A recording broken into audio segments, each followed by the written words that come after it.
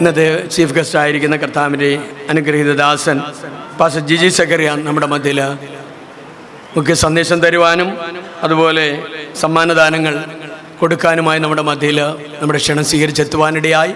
കർത്താവിൻ്റെ ദാസനെ പരിചയപ്പെടുത്തേണ്ട കാര്യമില്ല. നമ്മുടെ ഇംഗ്ലീഷ് വർഷിപ്പിൻ്റെ പ്രധാന ശുശ്രൂഷകനായിരിക്കുന്നു. അപ്പോൾ തന്നെ നമ്മുടെ ക്യാമ്പിലും യുവജനങ്ങളുടെ ഇടയിലും ശക്തമായിട്ട് ദൈവം കർത്താവിൻ്റെ ദാസനെ ഉപയോഗിക്കുന്നത് നമുക്കറിയാം. തുടർന്നുള്ള നിമിഷങ്ങളിൽ വളരെ പ്രാർത്ഥനയോടെ കർത്താവിൻ്റെ സന്നിധിയിലായിരിക്കാം. പാസ്റ്റർ ജിജി സക്കറിയെ വളരെ ആദരപൂർവ്വം തുടർന്നുള്ള വചന ശുശ്രൂഷയ്ക്കായി ക്ഷണിച്ചുകൊള്ളുന്നു.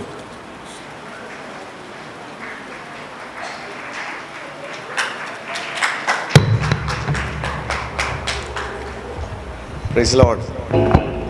ഈ അനുഗ്രഹിക്കപ്പെട്ട ഈ വാർഷിക മീറ്റിങ്ങിൽ നിങ്ങളോടൊപ്പം ദേവദാസന്മാരോടൊപ്പം ഇങ്ങനെ കൂടി വന്ന് ഇവിടെ ആയിരിക്കാൻ കർത്താവ് ഇടയാക്കിയ കൃപയ്ക്കായി ഞാൻ കർത്താവിന് സ്തോത്രം ചെയ്യുന്നു. ഇങ്ങനൊരു അവസരം ഒരുക്കി തന്ന കർത്താവിൻ്റെ ശ്രേഷ്ഠദാസന്മാർ, ദൈവസഭ, പുത്രിക സംഘടനകളുടെ ഉത്തരവാദിത്തപ്പെട്ടവർ എല്ലാവർക്കായി ഞാൻ കർത്താവിന് സ്തോത്രം ചെയ്യുന്നു. ഈ കഴിഞ്ഞ വർഷങ്ങളിലെല്ലാം ഈ യൂത്തിൻ്റെ പ്രോഗ്രാമിലും അതുപോലെ സൺഡേ സ്കൂളിൻ്റെ പ്രവർത്തനങ്ങൾ, വിമൻസ് ഫെലോഷിപ്പിൻ്റെ പ്രവർത്തനങ്ങളെല്ലാം ഇത്രത്തോളം അനുഗ്രഹകരമായി നടത്തുവാൻ കർത്താവ് ദൈവസഭയെ കർത്താവ് സഹായിച്ചു. അതിനെ ഓർത്ത് ഞാൻ കർത്താവിന് സ്തോത്രം ചെയ്തതിൻ്റെ മുൻനിരയിൽ നിന്ന് അധ്വാനിച്ച ദൈവദാസന്മാർക്കും എല്ലാ കമ്മിറ്റി അംഗങ്ങൾക്കും കർത്താവ് ധാരാളമായി അനുഗ്രഹിക്കട്ടെ, മാനിക്കട്ടെ എന്ന് ഞാൻ പ്രാർത്ഥിക്കുന്നു. ഇത് അല്പം നേരത്തെ ഉള്ള ദൈവവചന ചിന്തയ്ക്കായിട്ട് നമ്മുടെ ശ്രദ്ധയെ തിരിക്കാം. ഈ നമ്മുടെ കുഞ്ഞുങ്ങൾ, നമ്മളെല്ലാവരും നമ്മുടെ കുഞ്ഞുങ്ങളെ പറ്റി, നമ്മുടെ കൊച്ചു കുഞ്ഞുങ്ങളാണെങ്കിലും യൗവനക്കാരാണെങ്കിലും അവരെ വി ആർ വെരി ബേർഡൻഡ്. അവരെ പറ്റി വളരെ കൺസേൺഡാണ്. നമ്മൾ അവർക്ക് വേണ്ടി പ്രത്യേകം പ്രാർത്ഥിക്കുകയും നമ്മുടെ കുഞ്ഞുങ്ങൾക്ക് വേണ്ടി ജനിക്കുന്ന സമയം മുതൽ നമ്മുടെ കുഞ്ഞുങ്ങൾ ഒരു പ്രായം അല്ലെങ്കിൽ ഒരു അവസ്ഥ എത്തുന്നിടം വരെ, അതല്ല മാതാപിതാക്കളെ സംബന്ധിച്ചോളം അതിനപ്പുറത്തും നമ്മൾ അവർക്ക് വേണ്ടി വളരെ കരുതുകയും പ്രാർത്ഥിക്കുകയും ഉപവസിക്കുകയും ഒക്കെ ചെയ്യുന്ന ഒരു പരിചയം നമുക്ക് നമ്മുടെ ദൈവസഭകളിലുണ്ട്. അതിൻ്റെ പിന്നിലുള്ള ഉദ്ദേശം എന്ന് പറയുന്നത് നമ്മുടെ കുഞ്ഞുങ്ങൾ ഏറ്റവും നന്നായിരിക്കണം, ഏറ്റവും അനുഗ്രഹിക്കപ്പെട്ടവരായിരിക്കണം. അവരുടെ ജീവിതത്തിൻ്റെ എല്ലാ മേഖലകളിലും, ആത്മീയമാണെങ്കിലും അവരുടെ പഠന വിഷയങ്ങളിലാണെങ്കിലും എല്ലാ കാര്യങ്ങളിലും അവരേറ്റവും അനുഗ്രഹമായിരിക്കണം എന്നുള്ള ചിന്ത കൊണ്ടാണ് നമ്മളത് ചെയ്യുന്നത്.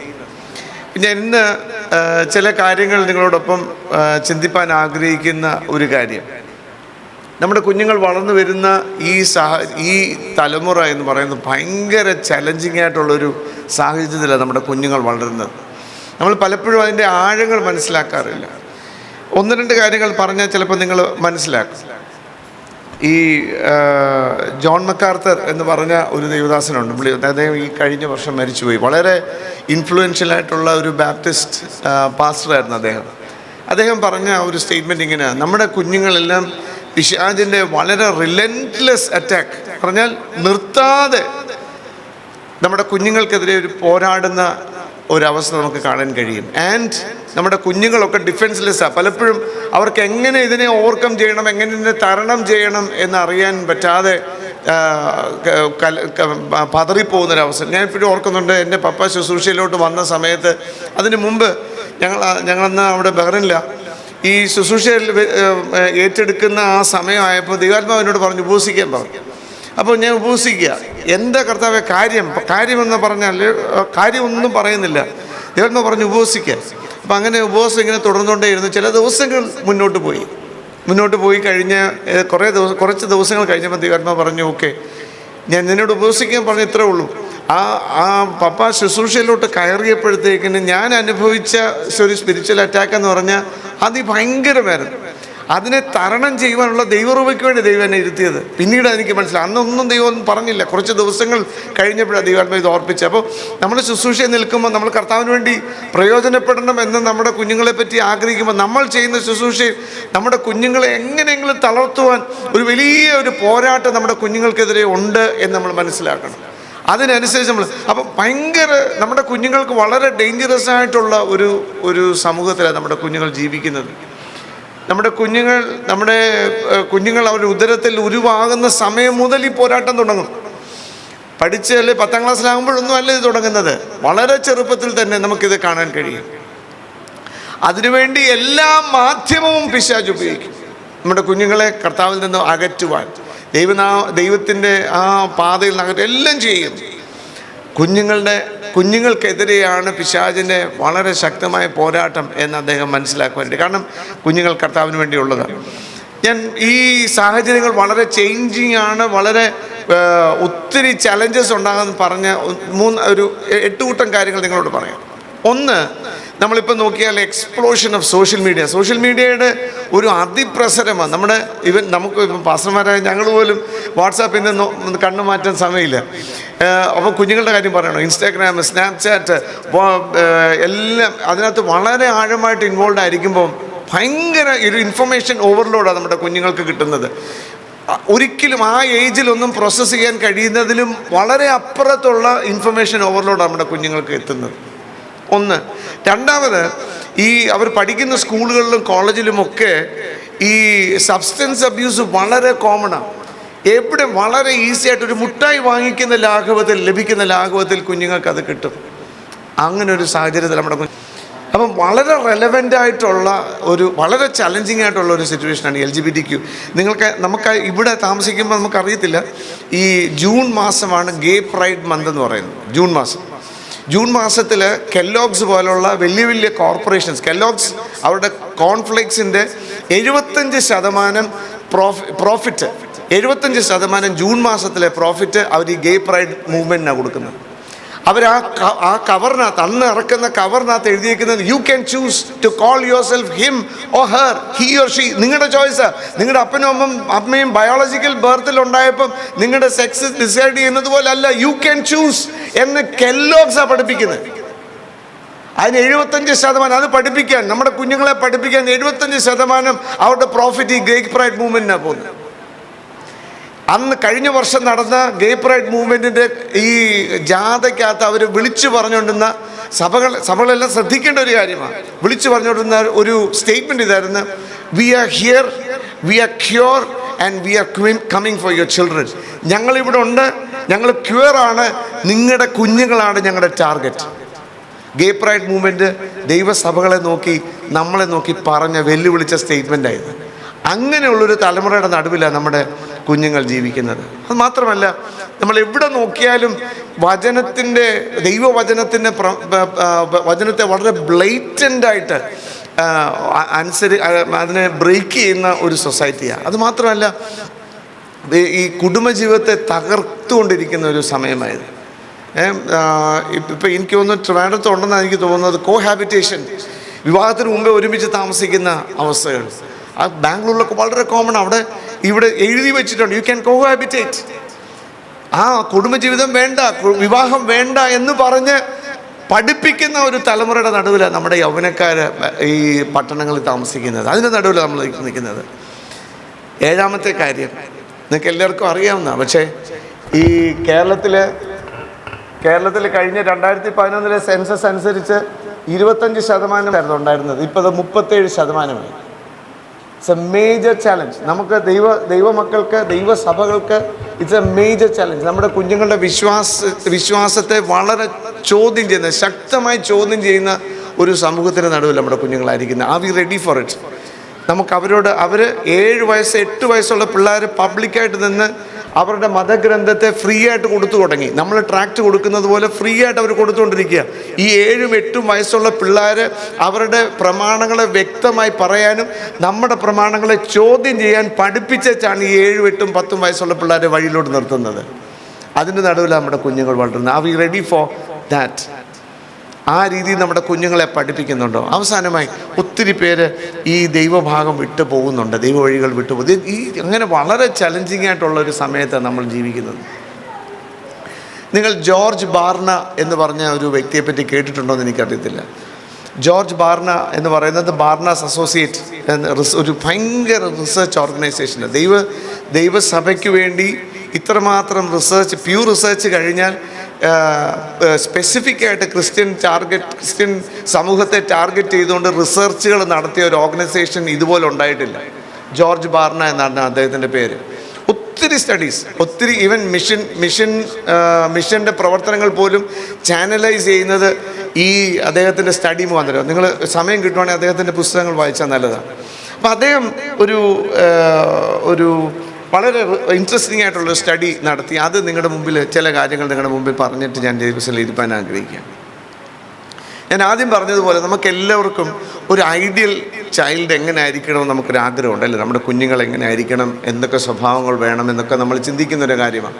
അപ്പോൾ ഇദ്ദേഹം ചെയ്തൊരു കാര്യം, ഈ ഐഡിയൽസ് മാതാപിതാക്കളോട് ഇന്ന് ചോദിച്ചിട്ട് പറഞ്ഞു, നിങ്ങൾക്കൊരു കുഞ്ഞുണ്ടെന്നിരിക്കട്ടെ, ഒരു ഐഡിയൽ കുഞ്ഞുണ്ടെന്നിരിക്കട്ടെ, ആ കുഞ്ഞിൽ നിങ്ങൾക്ക് കാണാൻ ആഗ്രഹിക്കുന്ന ക്വാളിറ്റീസ് എന്തൊക്കെയാണെന്ന് അദ്ദേഹം ചോദിച്ചു. അത് എഴുതി വെച്ചു. എന്നിട്ട് അമേരിക്കയിൽ അക്രോസ് ആയിട്ടുള്ള ആയിരക്കണക്കിന് കമ്മിറ്റഡ് ആയിട്ടുള്ള യൗവനക്കാരെ അദ്ദേഹം ഇൻ്റർവ്യൂ ചെയ്തു, ഈ ക്വാളിറ്റീസ് ഉണ്ടോ എന്ന് നോക്കാൻ. അങ്ങനെ ഈ ആയിരക്കണക്കിന് പേരെ കിട്ടിയതിനകത്തുനിന്ന് 100 കണക്കിന് പിള്ളേരെ അങ്ങനെ കിട്ടി. ഈ ക്വാളിറ്റീസ് ഐഡിയലായിട്ട് വേണമെന്ന് പറഞ്ഞ ക്വാളിറ്റീസ് ഉള്ള പിള്ളേരെ കണ്ടെത്തി. എന്ന് പറഞ്ഞാൽ 20-നും 29-നും വയസ്സുള്ള ആൾക്കാരെ അവർ ഇൻ്റർവ്യൂ ചെയ്തു. എന്നിട്ട് ഈ കുഞ്ഞുങ്ങളോടും അവരുടെ മാതാപിതാക്കളോടും ചോദിച്ചു, why did you become like this? ഇങ്ങനെ മാതൃകയുള്ള കുഞ്ഞുങ്ങളായി തീരാൻ എന്താണ് കാരണം? അദ്ദേഹം കണ്ടെടുത്തിയ 14 കൂട്ടം കാര്യങ്ങളുണ്ട്. അത് നിങ്ങളോടൊന്ന് പറഞ്ഞിട്ട് ഞാൻ ദിവസം എഴുതി. അപ്പം അവർ ഈ മാതാപിതാക്കൾ പറഞ്ഞ സ്റ്റാൻഡേർഡ്സ് 5 എണ്ണം. 1, എൻ്റെ കുഞ്ഞ് ദൈവത്തെ അറിയുകയും സ്നേഹിക്കുകയും കർത്താവിനെ സേവിക്കുകയും ചെയ്യണം. അതായിരിക്കണം അവരുടെ ടോപ്പ് പ്രയോറിറ്റി. ഐഡിയലായിട്ടുള്ള ഒരു കുഞ്ഞിൻ്റെ ആദ്യത്തെ സ്വഭാവം അവർ പറഞ്ഞു ചെയ്താണ്.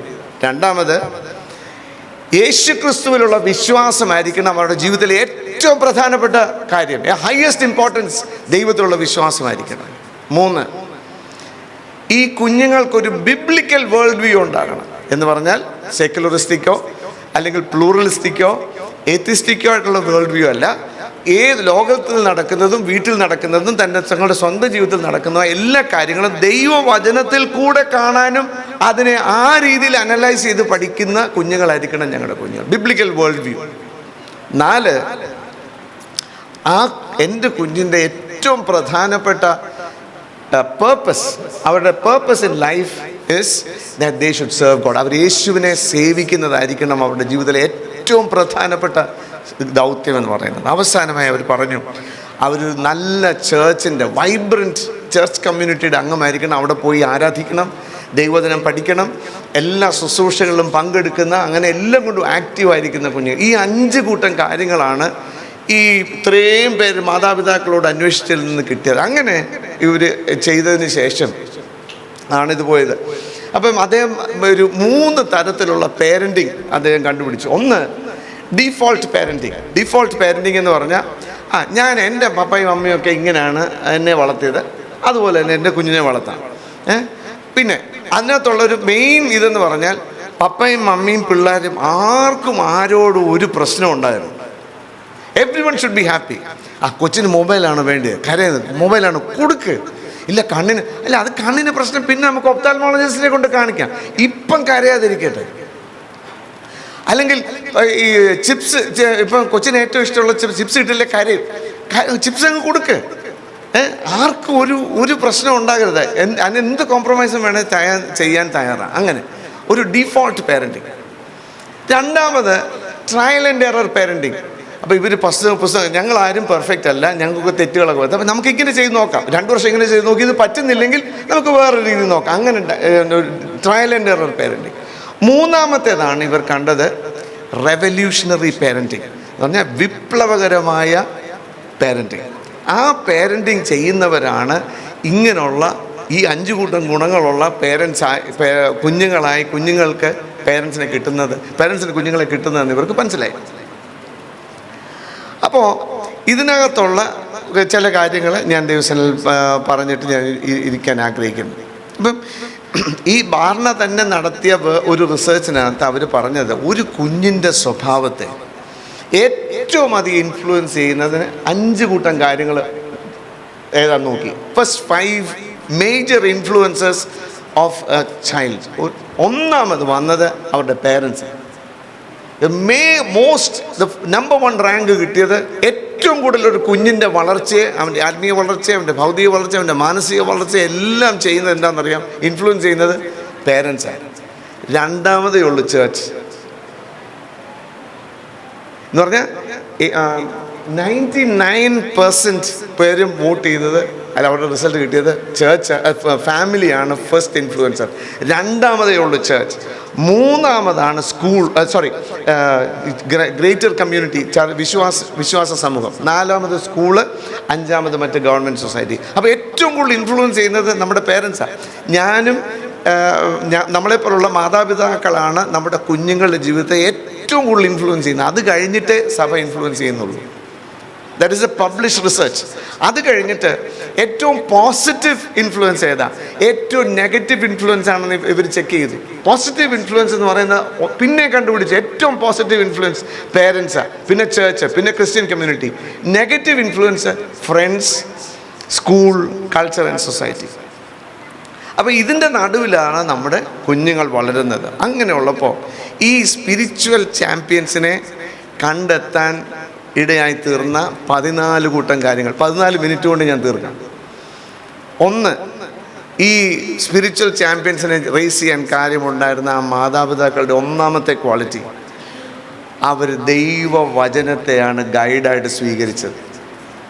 ദർ മെയിൻ ഗൈഡ് ChatGPT അല്ല, ജെമിനായി അല്ല, മറ്റ് മാധ്യമങ്ങളല്ല, ദൈവവചനത്തെ അവർ വായിച്ചു. എങ്ങനെ വളരണം, എങ്ങനെ വളർത്തണം, അതെല്ലാ കാര്യത്തിലും, അവരുടെ ഡ്രസ്സിലാണെങ്കിലും അവരുടെ സ്വഭാവ രൂപീകരണത്തിലാണെങ്കിലും Bible was their main guide.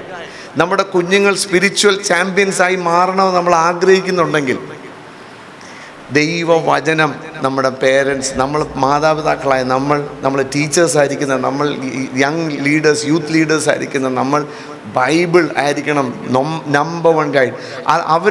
അവരുടെ പെർഫോമൻസിനെ, അല്ലെങ്കിൽ അവർ മാതാപിതാക്കൾ എന്ന നിലയ്ക്ക് അവരെങ്ങനെയായി അവരുടെ പെർഫോമൻസ് അനലൈസ് ചെയ്യുന്നത് അടുത്ത വീട്ടിലെ സഹോദരനെയോ സഹോദരിയോ വെച്ചിട്ടല്ല. അവർ ദൈവവചനത്തിലേക്ക് തിരിയും. ആ നല്ല മാതൃക, നല്ല പിതാവ് അല്ലെ നല്ല മാതാവിൻ്റെ ഗുണങ്ങൾ എന്നിലുണ്ടോ എന്ന് സ്വയം ശോധന ചെയ്ത് വചനത്തിൻ്റെ കീഴിലാകാൻ തീരുമാനിച്ചു. ഒന്നാമത്തെ ക്വാളിറ്റി. രണ്ടാമത്, ഇവർ ഒരുമിച്ച് they had family faith experiences. എന്ന് പറഞ്ഞാൽ ഒരു വിഷയം വീട്ടിലുണ്ടായാൽ, നമ്മുടെ എല്ലാ കുടുംബങ്ങളിലും ഈ പ്രശ്നങ്ങളുണ്ടാവും അല്ലേ, പ്രതിസന്ധികളുണ്ടാവും. ഈ പ്രതിസന്ധികളുടെ നടുവിൽ ഇവർ കുഞ്ഞുങ്ങളെയും കൂടെ കൂട്ടി ഒരുമിച്ചിരുന്ന് പ്രാർത്ഥിച്ച് ദൈവത്തിൽ നിന്ന് ആ ഉത്തരങ്ങൾ ലഭിക്കാൻ തുടങ്ങി. ദേ ഇൻവോൾവ് ദ ചിൽഡ്രൻ ഈ പ്രോസസ്സിനകത്ത് very much part of it. അവർ ഒരുമിച്ച് വചനം വായിച്ച് ബിബ്ലിക്കൽ വേൾഡ് വ്യൂ ഉണ്ടാക്കി ആ ദൈവവചനം വായിച്ച് പ്രാർത്ഥിച്ച് അതിൽ കൂടെ ജയമെടുക്കാൻ അവർ ഒരുമിച്ച് ചെയ്യുവാൻ തുടങ്ങി.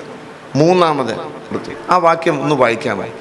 ആവർത്തന പുസ്തകം 6-ാം അധ്യായം 4 മുതൽ 9 വരെയുള്ള വാക്യങ്ങൾ.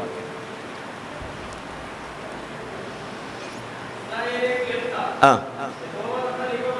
ആ ആ ആ നിന്റെ ദൈവമായ യഹോവയെ നീ പൂർണ്ണ ഹൃദയത്തോടും പൂർണ്ണ മനസ്സോടും പൂർണ്ണ ശക്തിയോടും കൂടെ സ്നേഹിക്കണം. ഇന്ന് ഞാൻ നിന്നോട് കൽപ്പിക്കുന്ന ഈ വചനങ്ങൾ നിന്റെ ഹൃദയത്തിലിരിക്കണം.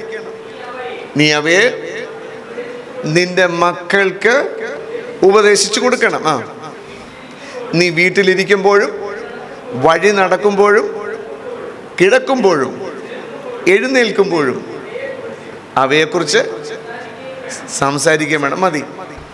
ഈ വാക്യം ഈ സ്പിരിച്വൽ ചാമ്പ്യൻസിൻ്റെ പേരൻസ്, ഈ ഫാമിലികളിലെല്ലാം കണ്ട ഒരു പോയിന്റ്, ആവർത്തന പുസ്തകം 6-ാം അധ്യായം 4 തൊട്ടുള്ള 9 ദേ ടുക്ക് ഇറ്റ് വെരി സീരിയസ്ലി. എന്ന് പറഞ്ഞാൽ അവർ ഒരുമിച്ചിരുന്ന് ദൈവവചനം ഇരിക്കുമ്പോഴും കിടക്കുമ്പോഴും നടക്കുമ്പോഴും രാവിലെ എഴുന്നേൽക്കുമ്പോഴും ഇതിനെപ്പറ്റി സംസാരിക്കാം. ഇവരുടെ ഭവനങ്ങളിൽ ഉണ്ടായിരുന്ന ചർച്ചകൾ പാസ്റ്ററിനെ പറ്റി ആയിരുന്നില്ല, അടുത്ത വിശ്വാസിയെ പറ്റിയോ കുഞ്ഞുങ്ങളെ പറ്റിയോ ആയിരുന്നില്ല. അവരുടെ വീട്ടിലെ വിഷയം, പ്രധാന സംസാര വിഷയം, മക്കളെ നമ്മൾ എങ്ങനെ കർത്താവിനെ പ്രസാദിപ്പിക്കുക, എങ്ങനെ നമുക്ക് കർത്താവിനെ പൂർണ്ണ ഹൃദയത്തോടെ പൂർണ്ണ ആത്മാവോടെ പൂർണ്ണ ശക്തിയോടെ സേവിക്കാൻ കഴിയും. അതിനുവേണ്ടി ആ ഗോള് വെച്ച് അവർ രാവിലെ അവരുടെ കുടുംബ പ്രാർത്ഥനകൾ, ഞാൻ അതിലോട്ട് വരുന്നുണ്ട്, നമ്മൾ ഇതിനെ അവരോട് സംസാരിക്കുകയും ചെയ്യണമെന്നാണ് പറയുന്നത്. ഈ വേറൊരു ഡോക്ടർ ഉൾഫർ എന്ന് പറഞ്ഞ ഒരു ഡോക്ടർ ഇതിനെപ്പറ്റി ഒരു സ്റ്റഡി നടത്തി ഒരു വീട്ടിൽ മീനിങ് ഫുള്ളായിട്ടുള്ള കോൺവെർസേഷൻ, മാതാപിതാക്കൾ കുഞ്ഞുങ്ങളോട് മീനിങ് ഫുള്ളായിട്ടുള്ള കോൺവെർസേഷൻ എത്ര നേരം ഒരു ദിവസം ചെയ്യുന്നതെന്ന് ഒരു പഠനം നടത്തി. അദ്ദേഹം ആദ്യം എല്ലാവരും ചോദിച്ചു, എങ്ങനെയുണ്ട് നിങ്ങൾ കുഞ്ഞുങ്ങളോട് സംസാരിക്കുന്നു? ഞങ്ങൾ സംസാരിക്കും. എത്ര മിനിറ്റ് സംസാരിക്കാറുണ്ട്? ഒരു 15-20 മിനിറ്റ് സംസാരിക്കാറുണ്ട് മിനിമം. നല്ല മീനിങ് ഫുൾ കോൺവെർസേഷൻ. എടാ വാടാ പോടാ അത് ചെയ്ത് അങ്ങനെയല്ല, ഒരു മീനിങ് ഫുൾ, ആ കുഞ്ഞുങ്ങളോട് മീനിങ് ഫുൾ ആയിട്ടുള്ള കോൺവെർസേഷൻ എത്ര ഉണ്ടെന്ന് ചോദിച്ചു. അപ്പോൾ ഇവരെല്ലാം 15 മിനിറ്റ് തൊട്ട് അരമണിക്കൂർ വരെ കാര്യങ്ങളൊക്കെ പറഞ്ഞു. അദ്ദേഹം എന്ത് ചെയ്യുമെന്നറിയോ? അദ്ദേഹം ഈ കുഞ്ഞുങ്ങളുടെ ഈ ഇതിൽ ലേപ്പൽ മൈക്ക് വെച്ചിട്ട് റിമോട്ടായിട്ട് സ്റ്റഡി നടത്തി. ഒരു മാസത്തിന് അല്ല ചെറിയ നാളുകൾക്ക് ശേഷം സ്റ്റഡി നടത്തിയതിന് ശേഷം അദ്ദേഹം റിപ്പോർട്ട് പബ്ലിഷ് ചെയ്തു. നിങ്ങൾക്കറിയാമോ, മീനിങ് ഫുൾ കോൺവെർസേഷൻ ഒരു ദിവസം ഒരു പേരൻറ്റ് കുഞ്ഞുങ്ങളോട് എത്ര നേരം സംസാരിക്കുന്നത് അദ്ദേഹം കണ്ടുപിടിച്ചതറിയാം? ഒരു വൈൽഡ് ഗസ്. ഒരു ദിവസം ഒരു മാതാപിതാക്കൾ മീനിങ് ഫുൾ കോൺവെർസേഷൻ ഒരു ദിവസം എത്ര നേരം ഇവർ 15 തൊട്ട് അരമണിക്കൂർ വരെ പറഞ്ഞു. മീനിങ് ഫുൾ കോൺവെർസേഷൻ എത്തിച്ച് അവസാനം എത്ര ആയിരുന്നു അറിയോ? ആരെങ്കിലും ഒരു ഗസ് പറയാം? 10 minutes. Okay, any other guess? 37 second. റിസർച്ചിൻ്റെ ഫൈൻഡിങ് അത്. നമ്മുടെ വീട്ടിലൊന്ന് നോക്കിയാൽ മതി. നമ്മുടെ വീട്ടിലിപ്പോൾ ഞങ്ങൾ ഒരു സഭയിലായിരുന്ന സമയത്ത് ചില വീടുകളൊക്കെ വിളിക്കുന്നുണ്ട് ഈ ആന കൂട്ടിലോട്ട് വിളിക്കുന്ന പോലെ. This no meaningful conversation. എല്ലാം ഈ ഇരിക്കട പിടിക്കട നിൽക്കട ഓടറ ചെറ പഠിക്കട എഴുന്നേക്കട അതല്ലാതെ ഒരു മീനിങ് ഫുൾ ഒരു കോൺവെർസേഷൻസ് എങ്ങുമില്ല. ഇവർ കണ്ടുപിടിച്ചത് 37 സെക്കൻഡാണ് ഒരു ആവറേജ് ക്രിസ്ത്യൻ ഹൗസിൽ മാതാപിതാക്കൾ കുഞ്ഞുങ്ങളോട് സംസാരിക്കുന്നത്. Meaning full conversation. ഇവിടെ പറഞ്ഞേക്കുന്നത് ഇരിക്കുമ്പോഴും നിൽക്കുമ്പോഴും കിടക്കുമ്പോഴും രാവിലെ എഴുന്നേൽക്കുമ്പോഴും ഇതിനെപ്പറ്റി, ഈ വചനത്തെപ്പറ്റി സംസാരിക്കാനാണ് പറയുന്നത്. How long? 37 second. That will not create any impact, ഒരു ഇമ്പാക്റ്റും. എന്നാൽ ആ സെയിം കുഞ്ഞുങ്ങൾ എത്ര മണിക്കൂർ സോഷ്യൽ മീഡിയയിലുണ്ടെന്നറിയോ? Almost 12 hours. 8 തൊട്ട് 12 മണിക്കൂർ നെഗറ്റീവ് ഇൻഫ്ലുവൻസസ് അവരുടെ ഉള്ളിൽ കയറുക. നമുക്ക് പോസിറ്റീവായിട്ട് ഇമ്പാക്റ്റ് ചെയ്യാൻ പറ്റുന്ന സ്പിരിച്വൽ ചാമ്പ്യൻസിനെ വളർത്തുവാൻ കഴിവുള്ള ആ ഉദ്ദേശം, ആ ഒരു ദൗത്യം ഏൽപ്പിച്ച നമ്മൾ മീനിങ് ഫുള്ളായിട്ട് നമ്മുടെ കുഞ്ഞുങ്ങളിലോട്ട് ഇൻപുട്ട് ചെയ്യുന്നത് 37 സെക്കൻഡ്. പക്ഷേ ഈ വീടുകളിൽ സ്പിരിച്വൽ ചാമ്പ്യൻസ് ഇവർ പഠിച്ചപ്പം they spend between 90 to 120 minutes. 1.5 തൊട്ട് 2 മണിക്കൂർ ഡെയിലി അവരുടെ കുഞ്ഞുങ്ങളോട് ആത്മീയ വിഷയങ്ങൾ സംസാരിക്കുവാൻ. സൂസൻ വെസ്ലിയെ പറ്റി നിങ്ങൾ കേട്ടിട്ടുണ്ട്. 19 കുഞ്ഞുങ്ങൾ ഉണ്ടായിരുന്നു അവർക്ക്. ഓരോ ദിവസവും ഓരോ മണിക്കൂർ ഒരു കുഞ്ഞിനോടുകൂടെ ചെലവഴിക്കാറുണ്ട്. കാരണം 19 ദിവസം, 20ാമത്തെ ദിവസമേ ആദ്യത്തെ കുഞ്ഞിനോട് പിന്നെ ഈ 1 മണിക്കൂർ കിട്ടത്തുള്ളൂ. പക്ഷേ അവർക്കുണ്ടായിരുന്ന ആ കുഞ്ഞുങ്ങളിൽ ജോൺ വെസ്ലിയും ചാൾസ് വെസ്ലിയും ഭൂഖണ്ഡങ്ങളെ തിരിച്ചു മറിക്കാൻ ദൈവം അവരെ ട്രാൻസ്ഫോം ചെയ്തു. അതിൻ്റെ കാര്യം മാതാപിതാക്കൾ investing time into their children. Spiritual ചാമ്പ്യൻസിനെ വേണമെങ്കിൽ it is not by accident, it has to be purposeful. വളരെ പേർപ്പസ്ഫുള്ളായിട്ട് നമ്മൾ സമയം ചെലവഴിച്ചെങ്കിൽ മാത്രമേ നമ്മുടെ കുഞ്ഞുങ്ങളെ വളർത്താൻ കഴിയത്തുള്ളൂ. പിന്നെ 4ാമത്തേത്, അവരെ സംബന്ധിച്ചോളം, ഈ മാതാപിതാക്കളെ സംബന്ധിച്ചോളം അവരുടെ ജീവിതത്തിലെ ഏറ്റവും വലിയ priority was not their job, was not their ministry, but their parenting. അവരെ സംബന്ധിച്ചോളം ഏറ്റവും highest priority was to raise spiritual champions. എൻ്റെ കുഞ്ഞുങ്ങൾ കർത്താവിന് വേണ്ടി പ്രയോജനപ്പെടുന്ന കുഞ്ഞുങ്ങളാണ്. That was what their primary purpose was. പിന്നെ ഇത് അമേരിക്കയിൽ നടന്ന സ്റ്റഡിയാണ്. അവിടെ വന്ന ഈ സ്പിരിച്വൽ ചാമ്പ്യൻസിൻ്റെ മാതാപിതാക്കൾ ഒരാൾ വീട്ടിലിരിക്കാൻ തീരുമാനിച്ചവരാണ്. 2 പേരും ജോലിക്ക് പോകണ്ടെന്ന് തീരുമാനിച്ചു. ഒരാൾ മാത്രം മതി, ഒരാളെങ്കിലും കുഞ്ഞുങ്ങളെ വളർത്തണം, കുഞ്ഞുങ്ങളുടെ കൂടെ ഇരുന്ന് അവരുടെ കാര്യങ്ങൾ ശ്രദ്ധിക്കണം എന്ന് തീരുമാനിച്ചവരാണ്. സ്പിരിച്വൽ ചാമ്പ്യൻസിനെ ഫേസ് ചെയ്തവർ. 6ാമത്, അവരെ സംബന്ധിച്ചിടത്തോളം അവർ മനസ്സിലാക്കിയ ഒരു കാര്യം, ചർച്ചിനെക്കാട്ടിലും ഉപരി ദൈവം എന്നെയാണ് എൻ്റെ കുഞ്ഞുങ്ങളെ വളർത്താൻ ഏൽപ്പിച്ചിരിക്കുന്നുള്ള ഒരു വലിയ realisation. I will be the dominant mentor. സഭയേക്കാൾ, യൂത്ത് ലീഡറിനേക്കാൾ, സൺഡേ സ്കൂളിനേക്കാൾ എൻ്റെ കുഞ്ഞുങ്ങളുടെ ആത്മീയ നിലവാരത്തിൻ്റെ മുഖ്യ റോൾ ദൈവം എൻ്റെ പക്കലെ ഏൽപ്പിച്ചെന്ന ഒരു ബിലീഫ് അവർക്കുണ്ടായിരുന്നു. And they did that. അവരങ്ങനെ ചെയ്യുന്നവരാണ്. 7ാമത്, ഞാൻ 90 to 120 minutes പറഞ്ഞായിരുന്നു. 7ാമത്. 8ാമത്, ഈ മാതാപിതാക്കൾ വെറും വാക്യം മാത്രം പഠിപ്പിച്ച് വിടുന്ന പിള്ളേരല്ലായിരുന്നു, ആ മാതാപിതാക്കളല്ലായിരുന്നു. നമുക്കാണെങ്കിൽ 119 സങ്കീർത്തനമൊക്കെ പഠിച്ചു കഴിഞ്ഞാൽ അതിന് നമ്മുടെ കുഞ്ഞുങ്ങളെ ആത്മീയ തലത്തിൻ്റെ ഏറ്റവും അങ്ങേയറ്റത്ത് നല്ല കാര്യങ്ങളാണ്, റിയലി നൈസ്. നമ്മളത് എൻകറേജ് ചെയ്യുക തന്നെ വേണം. പക്ഷേ ഇവരെ സംബന്ധിച്ചിടത്തോളം they wanted to see spiritual character. Doctor Thomas മാത്യൂസിനെ പറ്റി നിങ്ങൾ കേട്ടിട്ടുണ്ടായിരിക്കും, ഉദയ്പൂരിലുണ്ടായിരുന്ന. എൻ്റെ മമ്മിയും അദ്ദേഹം ഒരുമിച്ച് സൺഡേ സ്കൂളിൽ പുനലൂർ ചർച്ചിലുണ്ടായിരുന്നു. അപ്പം മമ്മി പറഞ്ഞ്, തോമസ് മാത്യു പാസ്റ്റർ തന്നെ മരിച്ചു, അദ്ദേഹത്തെ നിത്യതയിലാണ്. അദ്ദേഹം 1000 വാക്യങ്ങൾ, ഈ അന്നത്തെ ഈ വാക്യ മത്സരങ്ങളൊക്കെ നിന്നുകൊണ്ട് പറയുക, എഴുതുമല്ല, റിപ്പീറ്റ് ചെയ്യാനും പാടില്ല, മറ്റൊരാൾ പറഞ്ഞ വാക്ക് ഇവിടെ പറയാനും പാടില്ല. ഇങ്ങനെ ഒരു ഇതുപോലുള്ള വാർഷികത്തിനാണ് ഉമ്മച്ചനപ്പച്ചൻ നിൽക്കുമ്പോഴാണ് ഇവർ വാക്യങ്ങൾ പറയുന്നത്. ഈ പുള്ളി 1000 വാക്യങ്ങൾ പറഞ്ഞ് ഫസ്റ്റ് വാങ്ങിച്ചുകൊണ്ട് വീട്ടിൽ വന്നപ്പോഴും അദ്ദേഹം പൂർണ്ണമായിട്ട് കമ്മിറ്റഡ് അല്ലായിരുന്നു അന്നേരം. എന്നിട്ട് അമ്മച്ചി പറഞ്ഞ, മോനെ നീ 1000 വാക്യം പറഞ്ഞുകൊണ്ട് ഇവിടെ വന്നിട്ടും കാര്യമില്ല, നീ ജീവിതത്തിൽ ദൈവസന്നിധിയിൽ സമർപ്പിച്ചിട്ടില്ല, അന്നല്ലാതെ ഞാൻ നിൻ്റെ ആത്മീയത ഞാൻ അക്സെപ്റ്റ് ചെയ്യത്തില്ലെന്നു. സ്തോത്രം. അപ്പം ഈ സ്പിരിച്വൽ ചാമ്പ്യൻസിൻ്റെ മാതാപിതാക്കൾ വാക്യം പഠിപ്പിക്കുന്നതിനേക്കാൾ കൂടുതൽ ക്യാരക്ടർ, ഗോഡ്ലി ക്യാരക്ടർ അവരിൽ ഡെവലപ്പ് ചെയ്യുന്നതിലായിരുന്നു അവരുടെ ഫോക്കസ്. അതിന് കർത്താവ് നമ്മളെ സഹായിക്കട്ടെ. 9ാമത്തേത്, ഇവർ കുടുംബമായി ഒരുമിച്ചിരുന്ന് പ്രാർത്ഥിക്കുമായിരുന്നു. ഒരുമിച്ച് ബൈബിൾ വായിക്കും, ഒരുമിച്ച് പ്രാർത്ഥിക്കും, ഒരുമിച്ച് ആരാധിക്കും. 10ാമത്, അവർ ഈ മാതാപിതാക്കൾ തന്നെത്താൻ ഒരു ആത്മീയ വർധനയ്ക്ക് വേണ്ടി അവർ ഒത്തിരി അധ്വാനിക്കുമായിരുന്നു. അവരുടെ ആത്മീയ വർധനയ്ക്ക് വേണ്ടി അവർ ബൈബിൾ പഠിക്കുകയും അങ്ങനെ ആ കാര്യത്തിൽ ശ്രദ്ധിക്കുമായിരുന്നു. 12, അവർ നിരന്തരമായി അവരുടെ കുഞ്ഞുങ്ങൾക്ക് വേണ്ടി പ്രാർത്ഥിക്കുമായിരുന്നു. 13, ഈ കുഞ്ഞുങ്ങൾ പ്രായമായിട്ട് കതിരെ കൊണ്ട് വളം വെക്കരുത് നമ്മൾ കേട്ടിട്ടുണ്ടല്ലോ. ചെറിയ പ്രായത്തിൽ തന്നെ ഇവർ ഈ അധ്വാനം തുടങ്ങി, ഈ ഇൻവെസ്റ്റ്മെൻറ്റ് തുടങ്ങാനിടയായി തീർന്നു. സ്തോത്രം. നദിയ കൊമനിച്ചി എന്ന് പറഞ്ഞ ചിലരെങ്കിലും നിങ്ങൾ കേട്ടിട്ടുണ്ടായിരിക്കാം. 13ാമത്തെ വയസ്സിൽ പെർഫെക്റ്റ് ആൻഡ് ജിംനാസ്റ്റിക്സിൽ ആദ്യം വാങ്ങിച്ച പെൺകൊച്ചാണ്, റുമേനിയയിൽ നിന്ന് കടന്നു വന്ന്. ആ കൊച്ച് 6ാമത്തെ വയസ്സിൽ ഇത്ര സിവിയർ ട്രെയിനിങ്ങിൽ കൂടെ കടന്നു, എത്ര വർഷം, 6ആണോ 3 എൻ്റെ ഓർമ്മ, 3ാമത്തെ വയസ്സിലാണ് തുടങ്ങിയത്. She became A world champion at the age of 13. ആദ്യത്തെ ലോകത്തിൽ ആദ്യമായി പെർഫെക്റ്റ് ആൻഡ് വാങ്ങിച്ച കൊച്ച. നമ്മുടെ സ്പിരിച്വൽ ചാമ്പ്യൻസ്, നമ്മുടെ കുഞ്ഞുങ്ങൾ സ്പിരിച്വൽ ചാമ്പ്യൻസ് ആയി മാറണമെങ്കിൽ we should start very very young. വളരെ ചെറുപ്രായത്തിൽ തന്നെ നമ്മുടെ കുഞ്ഞുങ്ങളെ ആ രീതിയിൽ ട്രെയിൻ ചെയ്യണം. അവസാനമായി, they took it all very seriously. വളരെ സീരിയസ് ആയിട്ട് ഇതെടുത്തു.